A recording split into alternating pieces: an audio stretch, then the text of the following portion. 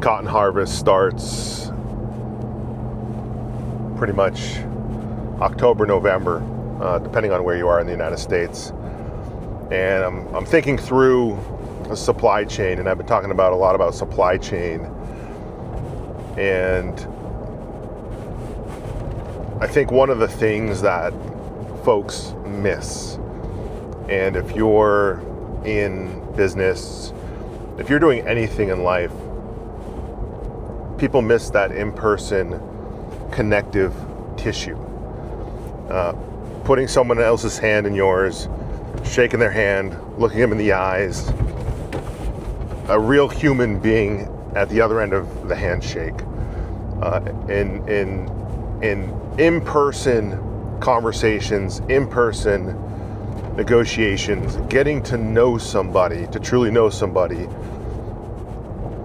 was the only way we used to work. Before technology, before computers and cell phones and text messages, there was, I've got to go and see. There's a Japanese term for this they use in lean manufacturing. It's like if you're talking about something and discussing something, everybody stands up and they go and see. And I can't remember the exact term. Somebody post that term below here, the Japanese term for go and see. For me, for Origin, for what we're doing, the secret sauce, the magic has been going and seeing. The way that we've been able to build what we're building and do what we're doing, none of it happened through the computer and text messages and iPhone FaceTimes. All of it had to do with, I'm going to get in the truck, I'm going to drive to this mill, I'm going to find the old machines. I'm going to get in the truck, I'm going to drive to this old factory, I'm going to drive to this old town. I heard a person who knew a person who knew a person. Let me go and see that person, hopefully gain the information to learn who this other person is so that I can have a conversation about knowledge, about how to bring manufacturing back, so I can hear the stories. Like, I need to gain this information directly.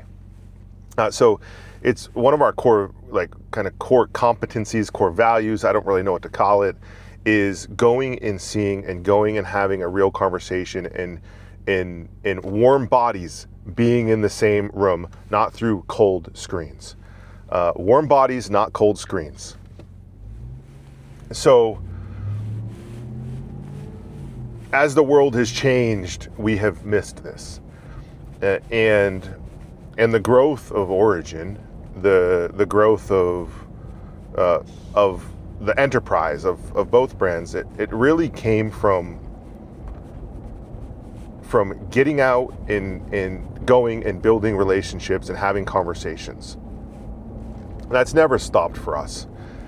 It's the only way I know how to work. It's why I like my team on site too.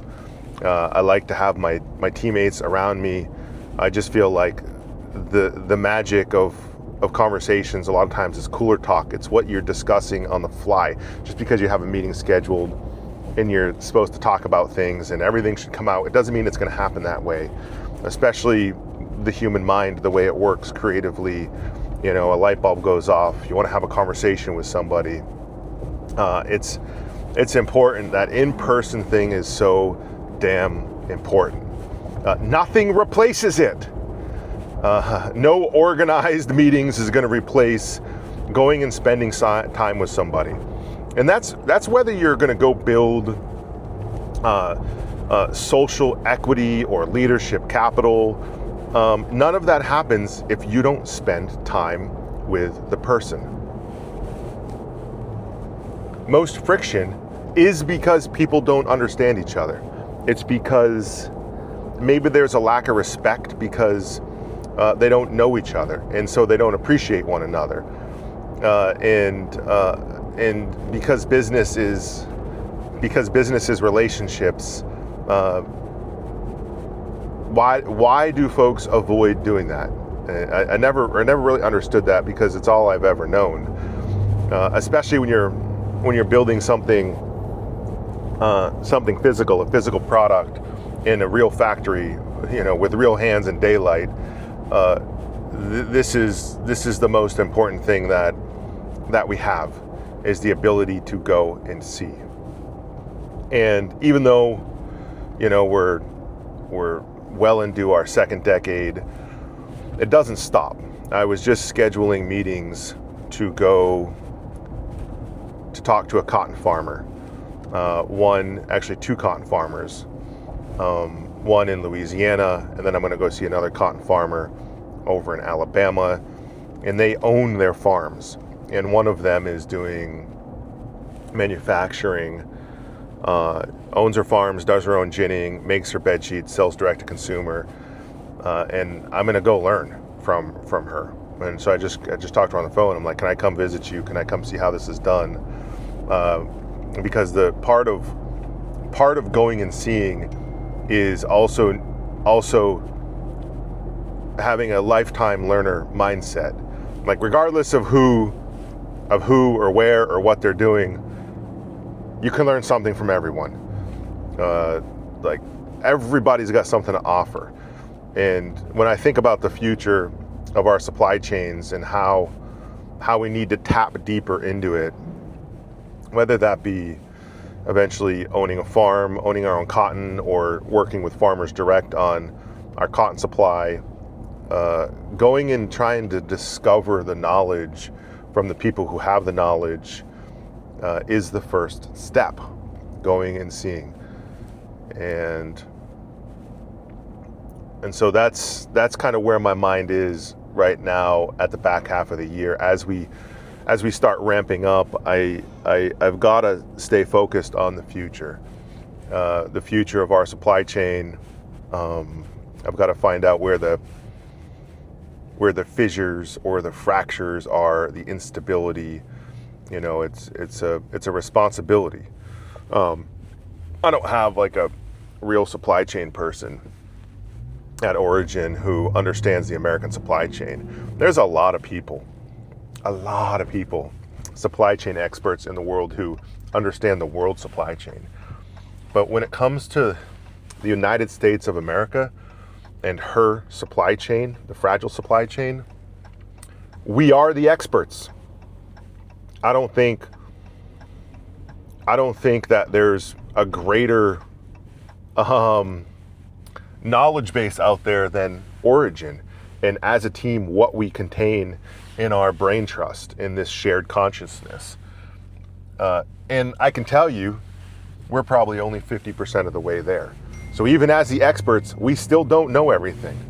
There's so much more to figure out and to reinforce. So damn much more to do, and it's going to take another decade to get there. Maybe less. Maybe we can compound that into another 3 to 5 years. But you will never, and we will never, figure it out if we don't get in the truck, get on the plane, and go and see, and go and have the conversations. I just think it's so important. I would say that if you're building something, if you're trying to do something, don't use the internet as your single source of truth. Most knowledge isn't written in a book. There's a lot written in a book, but most knowledge, most ideas aren't written down, and so those things aren't accessible. When we wanted to weave fabric, when we wanted to make blue jeans, when we wanted to start a factory again, I couldn't find any knowledge online. There was zero, outside of watching some kid, some guy in South America sew blue jeans on a machine, which I watched thousands of times, the way his hands worked. And I tried to copy the way his hands worked when I first started making pants. Outside of things like that, the knowledge doesn't exist. It was always passed down, and so it exists up here. And to extract that, you got to shut off the computer and you've got to go, regardless of what you're doing. And it's so much more meaningful when you have a conversation with somebody else. People really want to share what they know. They want to share their knowledge. They want to tell their story. They want to, just like I'm doing here with you every day, right? They want to tell their story. It's natural. Like, humans are storytellers. Before we had the written word and the printed word, where it could be mass distributed, it was stories that we learned, and that's where knowledge was gained from.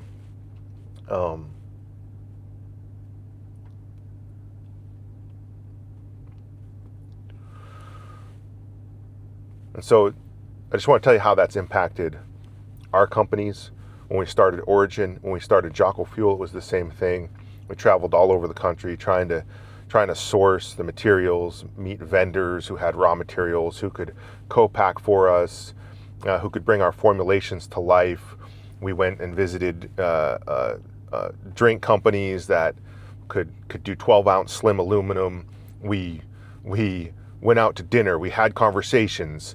Like I can't stress how important that is, and nothing gets accomplished without it. So if that's uncomfortable for you, you got to fix that. You got to go and see. You got to have the conversations. You got to put your hand in theirs. You got to have warm bodies in the room. You got to learn about one another. You got to build that social equity, that leadership capital, in real conversations and relationships if you want to build, if you want to find upward trajectory in life. That's it. I'm going to go film this Moab jacket now because we're launching this thing. This is the navy blue one, but the guys are waiting for me in there. I can see them to film for this. We're freaking brought this to life on 100% American supply chain, because I think this is 99% cotton with like a little bit of lycra or like stretch in it, and it's unbelievably comfortable because it's just soft. It's brushed. It's suede. Actually, they call it suede. So damn comfortable. And I got that waffle Henley on too, which is coming out this fall. So make sure you get this. It is live for pre-order. They're on the line. We're making them. So go and claim one. I have every freaking color in this thing. It's like my favorite jacket, my favorite top. All right, I'm out. What's up? What's going? How you doing? Good. So the colors, so we're releasing, that's why I wore this one. This is right, yeah. Yep. All right, so we're releasing the whatever, charcoal or whatever it's called. Cannon. The gray, navy. And we'll have timber. Okay. Which we don't have a sample of. We swapped for this. So this will be a spring color. Am I talking about, okay, spring color. I can still talk about it. Yeah, this is going to be spring. But this is the timber that we're going after. The color. Jacket's gonna be... This jacket? Yeah, it's going to be ridiculous. I agree.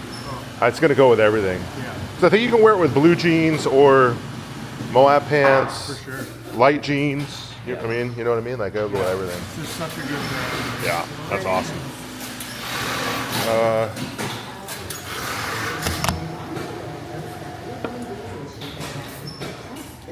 I think there was like a couple ways, I think, for you to kind of tell that fabric dilemma, right? There's like two things that I was thinking of. One,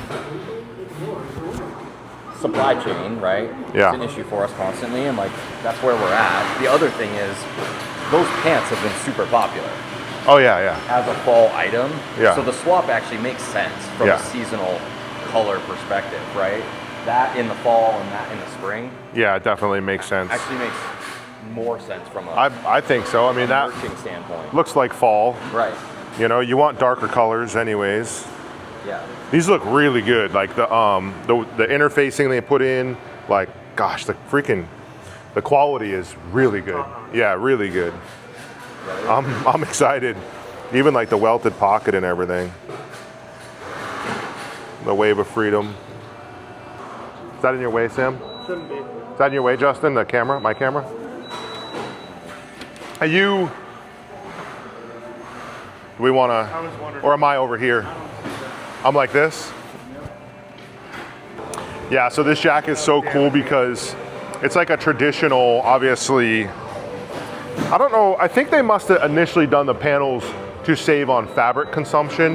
That's why they stitched panels in like this. To use the full width of the fabric? I was trying to look that up, like That's- what that piece was. I think that's what it was. I couldn't find like that specific. This is like classic denim jacket construction, right? It is, yeah. Another one. And then the inside pockets, which is cool. You can see I got my mic pack in here, Yeah, nice. right? Boom. What else? Oh, that my key's in there, yeah.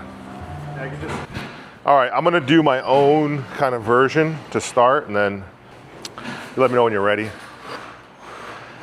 I am so stoked to introduce to you the Moab jacket. Inside, we're calling it the Mother Trucker.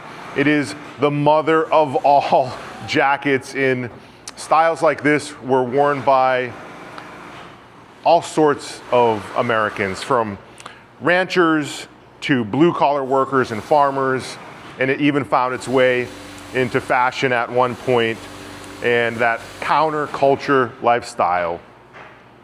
For us, bringing this to life, it was staring us right in the face. We had built a Moab pant, which is a 98% cotton with 2% stretch in it. We then sueded the fabric, which feels kind of like unicorn skin. If unicorns existed, it would feel like this. Super sueded, super soft, perfect for all day wear, whether that be inside or outside, hard at work. This thing is built to perform. It's durable, it's overbuilt, and it's built like an old school trucker jacket. That's why we like to call it the Mother Trucker. One of the key features of the Moab jacket is our wrinkle release technology. You know, this jacket, we want to look crisp all the time. Whether you're going out to dinner, you're in the office, or even at work. How do I want to roll that into? Okay, I got it. One of the most important things we wanted to bring to life with this jacket was your ability to move between experiences throughout the day. And the word that came to mind was one word: effortless.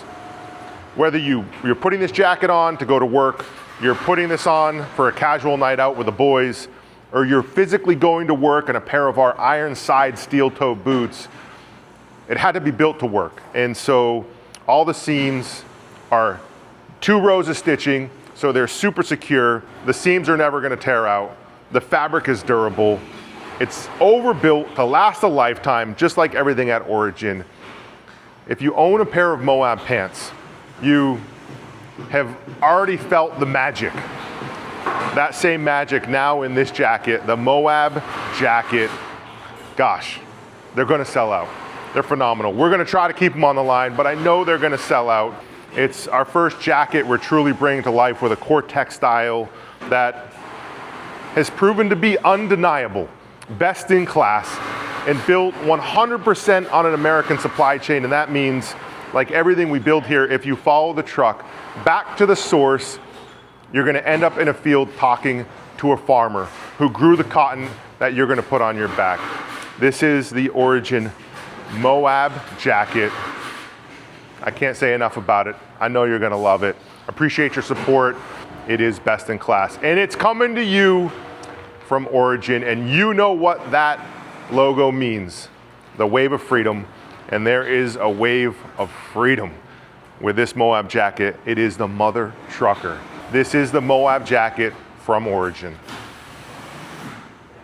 Good? Yeah. It's a wonderful product, man. I mean, I hope the world loves it as much as I do. At my house, I have, my wife came in last night, she's like, what is this? And it's like every color of the Moab jacket, and then the denim jacket, the light wash for next spring, and the dark wash. I mean, when I'm able to get my hands on these, I'm gonna have them all too. Oh yeah, they're 'Cause so this is good. I at least want the timber. They're so good. This. I didn't realize today's vlog was going to turn into an ad. We were talking about supply chain, talking about the Moab jacket, and then I just decided to take you inside while we filmed that. So we're actually not launching the colors that we had planned on. The team is resourceful enough to make a pivot to that dark timber because we launched that color and we have it in the warehouse and we have it at the factory so we can make the stuff. Just trying to trying to be resourceful around everything. But I'm not sad this turned into an ad. Definitely go and check out the jacket, and we'll see you tomorrow.